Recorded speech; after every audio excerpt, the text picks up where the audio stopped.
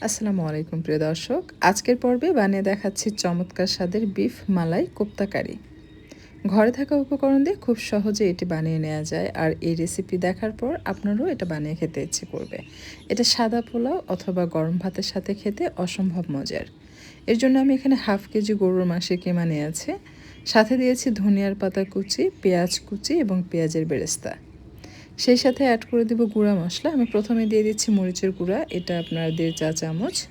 সাথে দিয়ে দিচ্ছি জিরার গুঁড়া, এটা 2 চা চামচ, এবং ধনিয়ার গুঁড়া এটাও 2 চা চামচ, এবং সাথে গরম মশলার গুঁড়া এটাও আমি 2 চা চামচ পরিমাণ দিয়েছি। স্বাদ মতো লবণ দিয়ে দিচ্ছি, আর দিয়ে দিচ্ছি টমেটো সস, আর আদা রসুন বাটা 1 টেবিল চামচ, এবং বেসন। আমি এখানে বুটের বেসন ব্যবহার করেছি। একটু ভেজে নেবেন, এটা বাইন্ডিংয়ের কাজ করবে। দিয়ে দিচ্ছি লেবুর রস, আর সাথে অবশ্যই সাদা কালো গোলমরিচের গুঁড়ো অথবা কালো গোলমরিচের গুঁড়ো দিয়ে এটা ভালোভাবে মিশিয়ে নেবেন। আমি কিন্তু অফ ক্যামেরায় কালো গোলমরিচের গুঁড়ো দিয়েছি। আপনার 1 চা চামচের মতো কালো গোলমরিচের গুঁড়ো দিলেই হবে। আমি যে মশলাগুলো এখানে ব্যবহার করেছি প্রতিটি মশলা কিন্তু আমার হোমমেড, একদম অথেন্টিক। সো আপনারা কেউ চাইলে কিন্তু অনলাইনে পারচেস করতে পারবেন। আমি জাস্ট নিচে হোয়াটসঅ্যাপ নাম্বার দিয়ে রাখছি, আপনারা হোয়াটসঅ্যাপে নক দিয়ে নিয়ে নেবেন যার যেটা প্রয়োজন। সবশেষে ঘি দিলাম 1 টেবিল চামচ, দিয়ে মেখে নেবেন।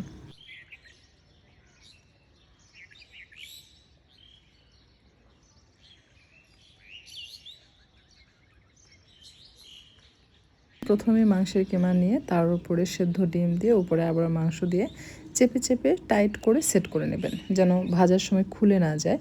আপনি চাইলে এটা কাঁচা অবস্থাও রান্না করতে পারবেন, আবার ভেজে নিয়েও রান্না করতে পারবেন। দুইভাবে আসলে রান্না করা যায়।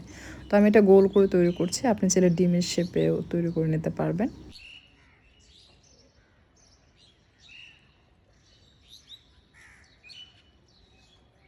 কোপ্তা কারি রান্নার জন্য প্রথমে প্যানে তেল এবং তাতে 1 টেবিল চামচ ঘি দিয়ে ভালোভাবে গরম করে তাতে পেঁয়াজ কুচি দিবেন হাফ কাপ।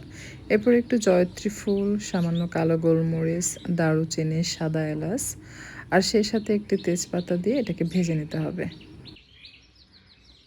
গোল্ডেন হয়ে আসা পর্যন্ত এটাকে ভেজে নিতে হবে। যখন পেঁয়াজ এরকম বেরেস্তা হয়ে আসবে সেই পর্যায়ে অ্যাড করতে হবে পেঁয়াজ বাটা। আমি এখানে পেঁয়াজ বাটা দিয়ে দিচ্ছি হাফ কাপ। এরপর এটাকে পেঁয়াজের বেরেস্তার সাথে মিশিয়ে খুব ভালোভাবে ভেজে নেবেন। এতে করে পেঁয়াজের যে কাঁচা গন্ধ সেটা চলে যাবে।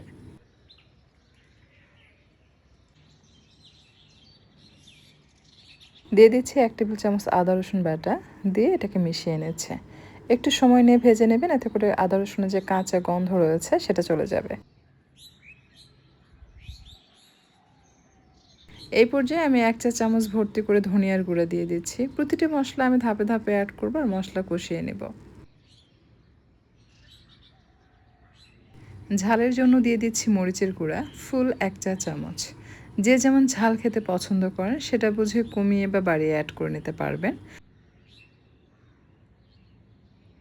এখন দিয়ে দিচ্ছি জিরার গুঁড়া, এটাও ফুল 1 চা চামচ।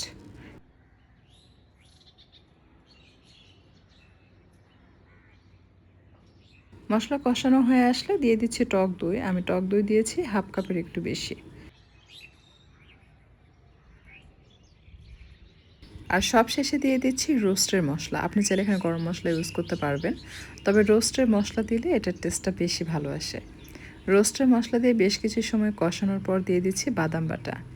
আমি কাঠবাদাম বাটা ব্যবহার করেছি, 12 থেকে 14টি দুধ দিয়ে ব্লেন্ড করে নিয়েছি। আর একটু দুধ দিয়ে দিচ্ছি মশলাটাকে ভালোভাবে কষানোর জন্য। একটু সময় নিয়ে ধীরে ধীরে ধাপে ধাপে মশলাগুলো অ্যাড করবেন আর কষাতে থাকবেন। এতে করে এই গ্রেভিটা খেয়ে অনেক বেশি মজা পাবেন। আসলে মশলা যত সময় নিয়ে ভালোভাবে কষাবেন গ্রেভির স্বাদ ততই বাড়বে। এরকম তেল ভেসে উঠতেই ভাববেন না যে আপনার মশলা কষানো হয়েছে। আরও কিছুটা সময় নিয়ে আপনাকে মশলা কষিয়ে নিতে হবে। স্বাদ মতো লবণ দিয়ে আমি আরও কিছুক্ষণ এটাকে কষিয়ে নেব। তেল মশলা যখন সেপারেট হয়ে আসবে সেই পর্যায়ে গ্রেভির জন্য অ্যাড করতে হবে তরল দুধ। গরম পানির সাথে গুঁড়া দুধ মিশিয়ে ঘন দুধ তৈরি করে সেটা অ্যাড করবেন।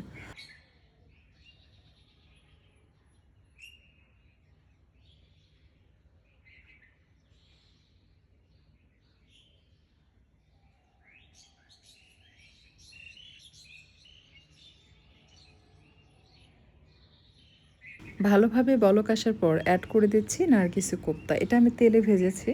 তেলে ভাজা ছাড়াও কিন্তু রান্না করা যাবে।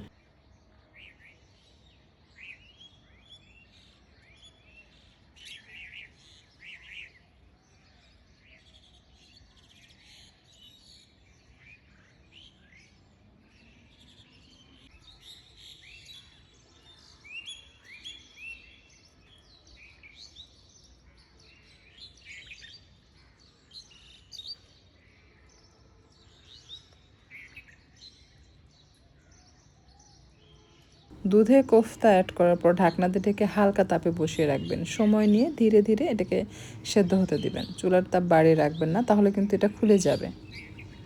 আর এভাবে ঝাঁকিয়ে দিবেন। খন্তার সাহায্যে নেড়ে চেড়ে দিলে অনেক সময় খোঁচা লেগে এগুলো খুলে যায়। যখন এরকম উপরে তেল ভেসে উঠবে, ঠিক সেই পর্যায়ে অ্যাড করতে হবে আস্ত কয়েকটি কাঁচামরিচ। আগালে অবশ্যই ভেঙে দিবেন, এতে করে সুন্দর অ্যারোমা পাবেন। উপরে পেঁয়াজের বেরেস্তা দিয়ে দিয়েছি, 1 টেবিল চামচ খাঁটি গাওয়া ঘি, সাথে দিয়ে দিচ্ছি একটু চিনি। এখন ঢাকনা দিয়ে ঢেকে এটাকে আমি দমে বসিয়ে রাখবো। বেশ কিছু সময় দমে বসিয়ে রাখার পর যখন দেখবেন যে এটা রান্না হয়ে গেছে, ঠিক সেই পর্যায়ে চুলা থেকে নামানোর পূর্বে অ্যাড করতে হবে ফ্রেশ ক্রিম। ক্রিম খুব ভালোভাবে ফেটিয়ে নিয়ে ওপরে দিয়ে জাস্ট আরও কিছুক্ষণ দমে বসিয়ে মিক্স করে গরম গরম আপনি গরম ভাত, সাদা পোলাও, পরোটা যে কোনো কিছুর সাথে সার্ভ করতে পারবেন। এটা খেতে অসম্ভব মজার, একবার ট্রাই করবেন। আর বাসায় ট্রাই করার পর আমাকে কমেন্টে লিখে জানাতে পারেন আপনাদের কাছে কেমন লেগেছে। বিদায় নিচ্ছি, সবাই ভালো থাকবেন। আল্লাহ হাফেজ।